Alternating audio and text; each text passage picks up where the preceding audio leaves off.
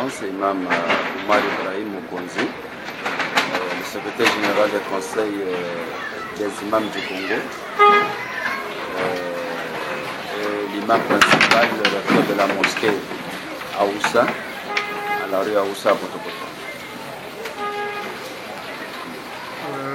Actuellement, nous fêtons le Ramadan. Et est-ce que c'est possible de nous dire qu'est-ce que le Ramadan et quelle est l'origine du Ramadan? Donc, le Ramadan, c'est l'un des piliers, l'un des 5 piliers de l'islam.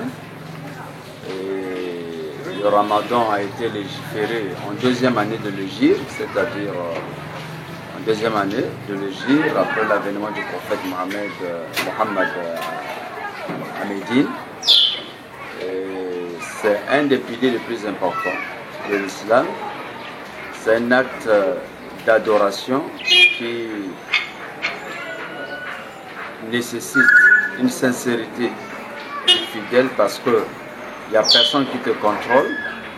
Tu t'abstiens de manger, de boire, de s'accoupler. Tu abandonnes tout à cause d'un Seigneur, de ton Seigneur. Donc ça montre déjà la sincérité qu'il y a en toi. Personne ne t'oblige.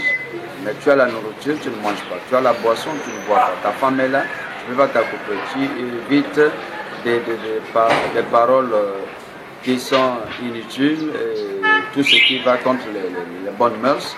Donc cela montre un peu la sincérité du fidèle, raison pour laquelle il y a une énorme récompense pour cela pour le fidèle. Donc c'est un des piliers de l'islam. Et aujourd'hui, Dieu merci, le monde entier, il y a des milliards de musulmans aujourd'hui qui se sont abstenus depuis l'aube jusqu'au coucher du soleil. Regardez comment ça fait cette harmonie dans l'ensemble de la communauté, quels que soient les continents, quelle que soit leur couleur de peau, pour un seul Dieu. Ils se sont abstenus de manger, de boire, parce que c'est une recommandation divine. Et c'est le jeûne, c'est parmi les adorations que Dieu a légiférées à l'ensemble de la communauté, et même ceux qui nous ont précédés. Vous avez parlé de l'un des 5 piliers. Quels sont les 4 autres piliers qui sont les 4 autres piliers? Il y a d'abord l'attestation de foi, attester qu'il n'y a qu'un seul Dieu, l'unique, l'absolu, celui qui n'a pas engendré, n'a pas été engendré, et attester que le prophète Mohammed est le dernier des messagers envoyés à l'humanité tout entière. Et le deuxième pilier, c'est la célébration de 5 prières. Et le troisième, c'est s'acquitter de l'aumône obligatoire. Et le 4e pilier, c'est le Ramadan. Et le 5e, le pèlerinage à la Mecque. Donc ces 5 piliers constituent le socle, sinon les basiques de cette religion qui est l'islam. Monsieur Imam, quelle est la spécialité ou la spécificité d'un musulman chrétien pendant le Ramadan? La spécificité d'un musulman, comme je l'ai dit tout à l'heure, c'est fait partie des piliers de l'islam. Et cela sous-entend qu'on ne peut pas se réclamer de cette religion. On ne peut pas prétendre dire qu'on est musulman sans pour autant accomplir ce jeûne de Ramadan. C'est une obligation, ce n'est pas un choix, sauf dans le cas de force majeure, lorsqu'on est malade ou bien on est empêché par le voyage ou un cas de force majeure. Mais sinon, c'est une obligation. Donc le musulman qui ne se retrouve pas dans le Ramadan ne peut pas se réclamer, dire qu'il est musulman. Donc c'est une obligation, on n'a pas le choix, sauf, comme je l'ai dit, les cas que la législation a fait une exception telle que la maladie, ou bien le voyage, ou bien une femme enceinte, ou bien une femme qui est en état de menstruer, ou bien encore une femme qui est en train d'allaiter, n'est pas en mesure de supporter cela en ce moment-là, et ils vont essayer de récupérer ces jours-là après avoir récupéré leur santé, ou bien revenu du voyage. Nous sortons du confinement, pour ne pas dire que nous sommes dans le confinement. Quelle est la différence ou l'apport entre ce Ramadan-ci et l'époque où nous sommes actuellement? Vous savez, la Covid-19 a marqué l'histoire de l'humanité.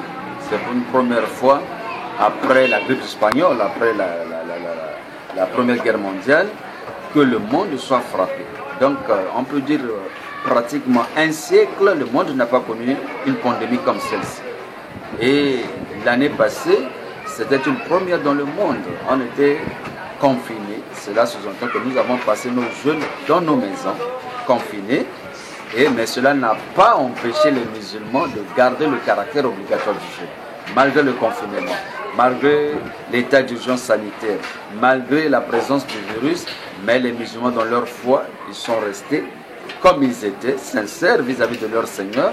On n'a pas dit que non, parce qu'il y a la maladie, on n'a pas dit non, non, non. Les gens ont jeûné et avec les moyens de bord, les difficultés qu'il y avait les magasins fermés, il n'y avait pas de marche, il y avait des difficultés même parfois à rompre les jeûnes, mais avec la solidarité de la communauté, les gens essaient de partager par-ci par-là. Et Dieu merci, nous sommes arrivés en 2021, malgré que nous sommes en état d'urgence sanitaire toujours, malgré que le Covid persiste toujours, mais le gouvernement, avec le comité de suivi, ils ont vu qu'il y a quand même une évolution, donc ils ont essayé un peu d'autoriser quelques mouvements, mais en respectant les mesures barrières. Et dans les mosquées, c'est vrai qu'aujourd'hui nous prions dans les groupes restreints, mais en respectant les mesures barrières telles que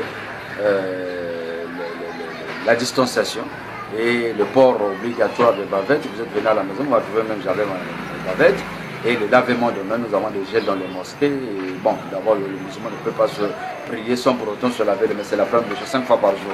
Donc, mais le Covid est venu multiplier cela. On peut se laver à l'entrée comme à la sortie en utilisant des gels hydroalcooliques, ainsi de suite. Donc, toutes ces mesures-là, c'est pour accompagner afin que c'est vrai qu'il faut adorer Dieu, mais il faut également prendre des précautions parce que lorsqu'on est malade, on est atteint, on ne peut plus adorer le Seigneur. Et quel est le message de la fin que vous lancez en ce jour du Ramadan, une journée historique? En ce premier jour de Ramadan 2021, le message principal que nous lançons à l'ensemble des musulmans du Congo, particulièrement de Brazzaville, est que nous rendons grâce à Dieu d'abord, qui nous a fait ce privilège-là. Car beaucoup de nos compatriotes, beaucoup de nos fidèles, beaucoup des amis, des connaissances, elles sont parties, soit emportées par la pandémie ou bien par des morts naturelles ou d'autres maladies. Mais Dieu nous avait fait ce privilège-là, nous sommes restés en vie, nous avons trouvé que c'est d'abord une grâce de Dieu et nous devons être reconnaissants vis-à-vis de ce Dieu. Et également que nous devons profiter de cette opportunité. C'est un grand moment pour le musulman. Un mois de pardon, un mois de miséricorde, un mois où beaucoup des âmes sont épargnées de l'enfer, un mois qui comporte une nuit qu'on appelle la nuit du destin, que les œuvres, la récompense en une seule nuit est meilleure que 1000 nuits. 1000 nuits, ça fait plus de 85 ans de vie. Donc il y a beaucoup de bienfaits qu'il n'y a que le musulman qui sait ce qu'il trouve dans ce mois de Ramadan et dans ce jeûne-là. Voilà pourquoi tu vois que le musulman est prêt à tout sacrifier, à laisser, à fermer ses boutiques, à ne pas vendre et à se consacrer à cela.